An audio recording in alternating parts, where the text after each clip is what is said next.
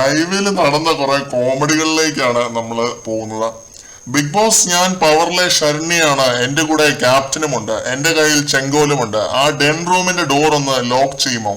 ഉടനെ Jinto, big boss ഞങ്ങൾക്ക് ഇങ്ങനെ ഒരു പവർ ഉണ്ടോ എന്ന് അറിയാൻ വേണ്ടിയാണ് ബിഗ് ബോസ്, ഉണ്ടെങ്കിൽ ആ ക്യാമറ ഒന്ന് അനക്കിയാൽ മാത്രം മതി. ക്യാമറ അനങ്ങുന്നില്ല. ശരണ്യ ഒരു 2-3 തവണ ഇത് തന്നെ പറഞ്ഞു നോക്കുന്നുണ്ട്, നടക്കുന്നില്ല. ക്യാപ്റ്റന്റെ കൂടെയും അല്ലാതെയും പറഞ്ഞു നോക്കുന്നുണ്ട്. അപ്പൊ ജിൻഡോ പറയുന്നു ടാസ്ക് തുടങ്ങാൻ പോവാ, ചിലപ്പോ അതുകൊണ്ടായിരിക്കും എന്ന. അപ്പൊ അവര് പിന്മാറി അവിടെ ഇരിക്കുകയാണ് ആ ഒരു വാഴയുടെ ചൂട്ടില്. എന്തായാലും ഈ ബുദ്ധി ഉദിച്ചത് ജിൻഡോയുടെ തലയിലാണ്. റൂമുകളെ കൺട്രോൾ ചെയ്യാനും പൂട്ടിക്കാനുമുള്ള അധികാരം പവർ ടീമിനും ക്യാപ്റ്റനും ഉണ്ടോ എന്നത് ജിൻഡോയുടെ ഒരു ക്യൂരിയോസിറ്റിയാണ്, കൗതുകമാണ്.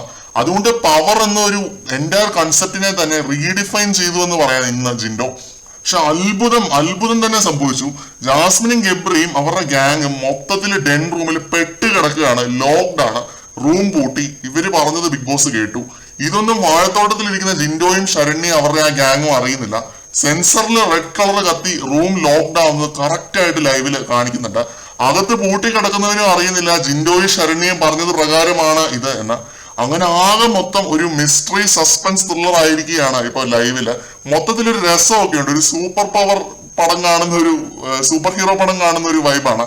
പവർ എന്നൊരു കോൺസെപ്റ്റിനെ ജിൻഡോ മൊത്തത്തിൽ അങ്ങ് മാറ്റി കുറിച്ചു പുള്ളിയുടെ ബുദ്ധി ഉപയോഗിച്ച്. ഇത് തന്നെ സിബിൻ പറഞ്ഞു നോക്കുന്നുണ്ട്, പവർ റൂം ലോക്ക് ചെയ്യുക എന്ന. പൂജ അതിൻ്റെ അകത്ത് കിടക്കുകയാണ്. അപ്പോൾ ആ സമയത്ത് സിബിൻ ഇത് പറയുമ്പോൾ big boss power room lock ചെയ്യുന്നുണ്ട്. നിസ്സംശയം പറയാം ജിൻഡോ ബ്രില്യൻസ് തന്നെയാണ് ഇത് ഇങ്ങനെ ഒരു ലൂപ്പ് ഹോൾ കണ്ടുപിടിച്ചത്. കൂടുതൽ ലൈവ് സംഭവ വികാസങ്ങളുമായിട്ട് നമുക്ക് വീണ്ടും കാണാം.